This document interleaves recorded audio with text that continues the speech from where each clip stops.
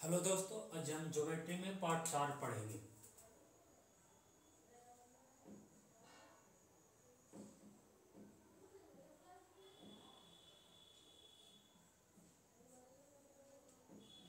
Geometry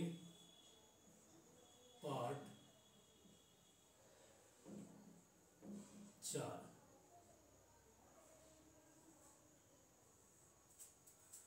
में parallel lines के बारे में पढ़ रहे थे।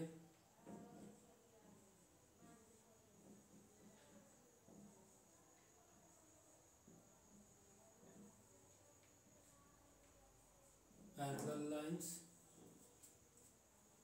समांतर रेखा। ये और ये पैरेलल लाइन है।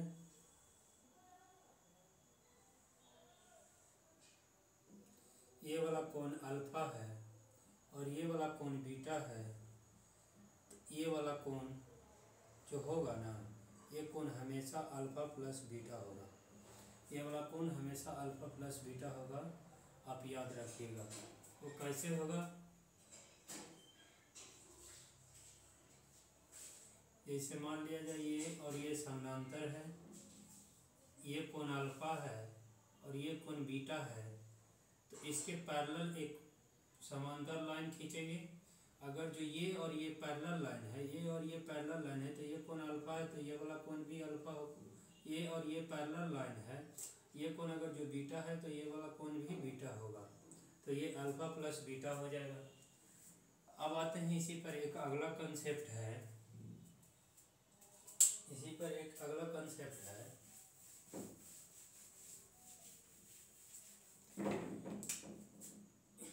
अगर जो ये लाइन और ये लाइन पैरेलल है, ये लाइन और ये लाइन पैरेलल है,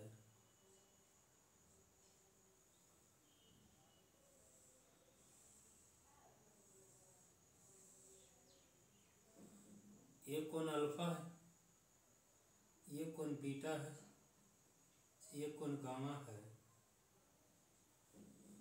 ये कोण ए है और ये कोण बी है। तो alpha plus beta plus gamma की जो वैल्यू होगी ना, वो होगा ए प्लस बी के बराबर। Alpha plus beta plus gamma की जो वैल्यू होगी वो होगा ए प्लस बी के बराबर। ये एक कंसेप्ट होती है, इसे याद रखना है। अगला कंसेप्ट होता है पैरेलल लाइंस का।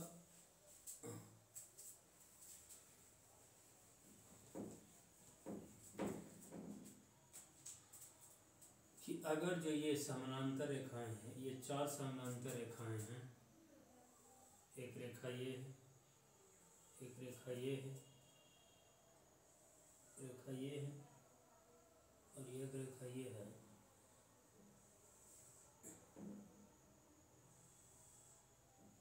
ये इसको ए पर प्रतिच्छेद करती है, ये बी पर प्रतिच्छेद करती है, ये सी पर और ये डी पर, ये पी पर प्रतिच्छेद करती है, ये क्यू पर प्रतिच्छेद करती है, ये आर और ये एस पर। तो ए वाली लेंथ अगर जो स्मॉल ए है, ए वाली लेंथ स्मॉल बी है और ये वाली लेंथ अगर जो स्मॉल सी है और ये वाली लेंथ अगर जो एम है,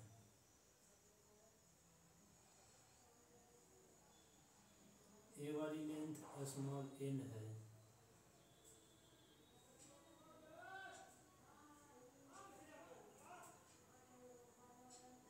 और ये वाली लेंथ ओ है,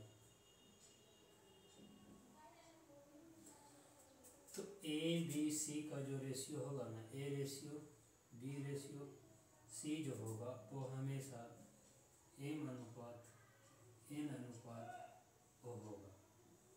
ये याद रखिएगा, ए बी सी का जो रेशियो होगा वो हमेशा एम अनुपात एन अनुपात ओ के अनुपात में होगा। ये हो गया। अब पैरेलल लाइन पर अगला कंसेप्ट है।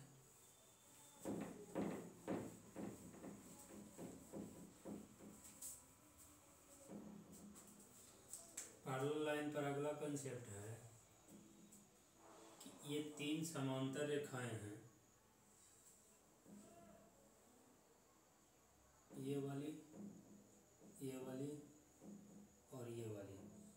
तीन समानांतर रेखा हैं, इसको दो प्रतिच्छेदी लाइन एक दूसरे को इंटरसेक्ट करती है। ये ए पर इंटरसेक्ट करता है, ये बी पर इंटरसेक्ट करता है और ये सी पर इंटरसेक्ट करता है। इसको ए बी मान लेते हैं, इसको ए बी मान लेते हैं, इसको सी डी मान लेते हैं, इसको ई एफ मान लेते हैं। और ये वाला रेशियो ए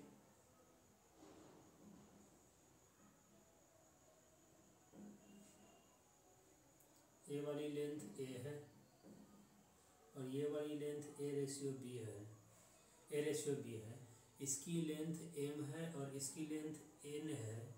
तो सी डी की जो लंबाई होगी ना, वो सी डी की लंबाई होगी, वो हमेशा होगा ए इंटू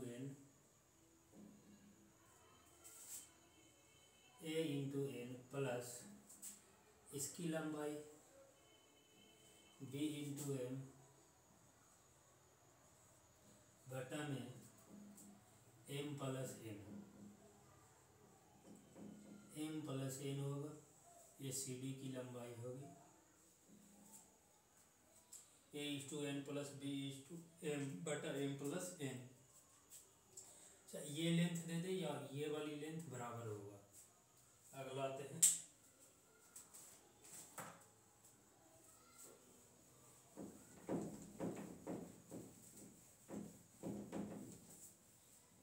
ये पैरेलल लाइन का कंसेप्ट था। अब ट्रायंगल आते हैं।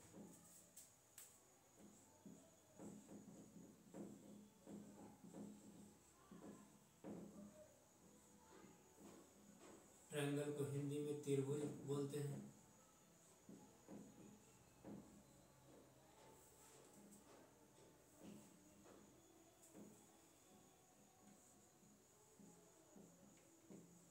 तीन रेखाखंडों से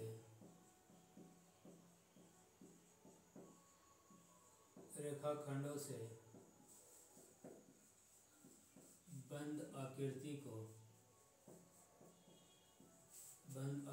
को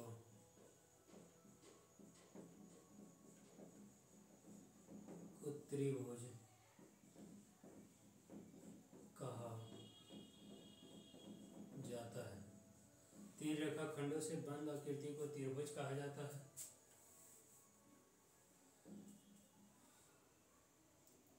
Three line segment enclosed in तीन रेखाखंडों से बंद आकृति को त्रिभुज कहा जाता है। ये ट्रायंगल है। इस ट्रायंगल में ये तीन वर्टेक्स होते हैं,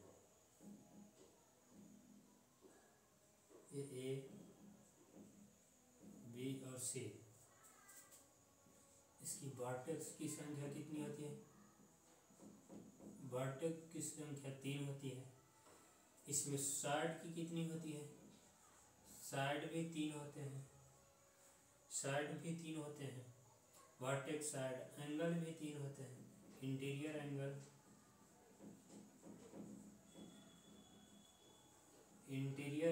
भी 3 होते हैं। ये 3 वर्टेक्स हैं, 1 2 और ये 3 वर्टेक्स हैं।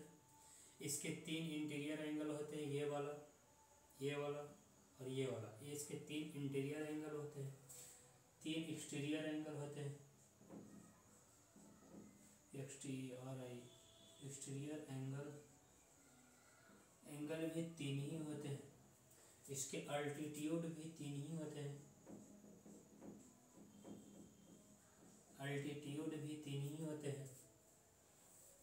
इसके अल्टीट्यूड भी 3 ही होते हैं।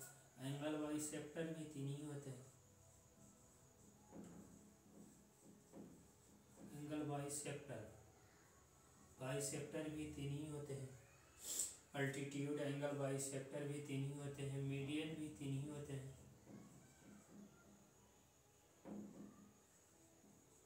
यानी सब कुछ इसमें 3 होता है। वर्टेक्स भी 3, साइड भी 3, इंटीरियर एंगल भी 3, एक्सटीरियर एंगल भी 3, अल्टीट्यूड भी 3, एंगल बाइसेक्टर भी 3 होते हैं। मीडियन भी 3 ही होते हैं। ये त्रिभुज है। अब आते हैं टाइप्स ऑफ ट्रायंगल पर। बाद में इंटीरियर एक्सटीरियर एल्टीट्यूड के बारे में पढ़ेंगे।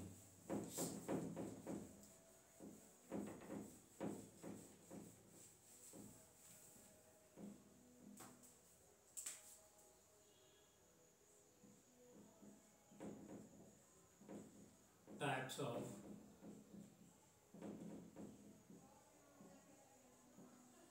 Of triangle. ट्रायंगल को दो तरह से डिफाइंड किया गया है। पहला है based on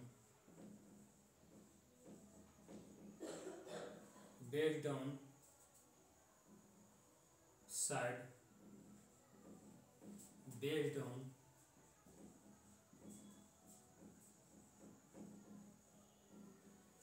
side, based on angle. Based on side पढ़ते हैं।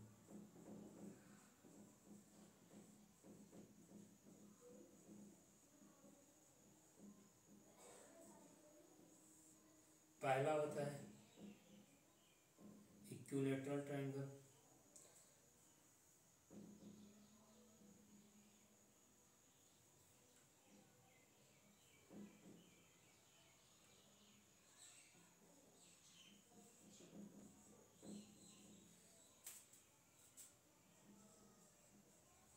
Equilateral triangle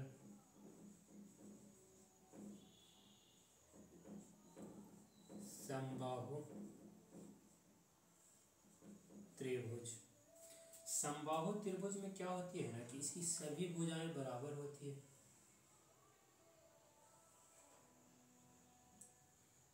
A B C, तो इसकी ये वाली भुजा, ये वाली भुजा और ये वाली भुजा बराबर होती है।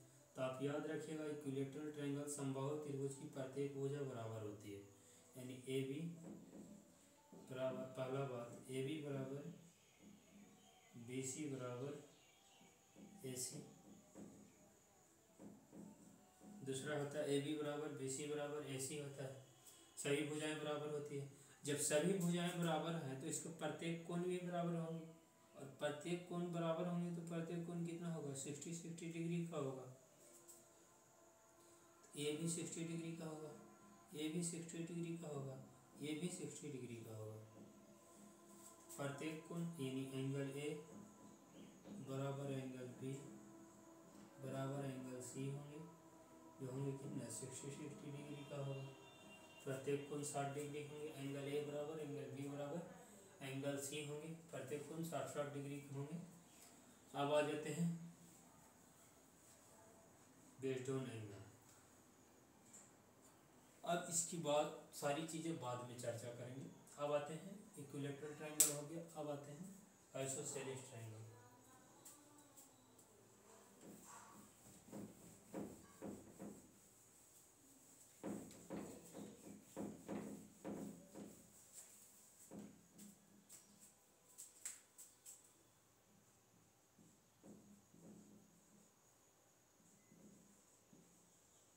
Isosceles triangle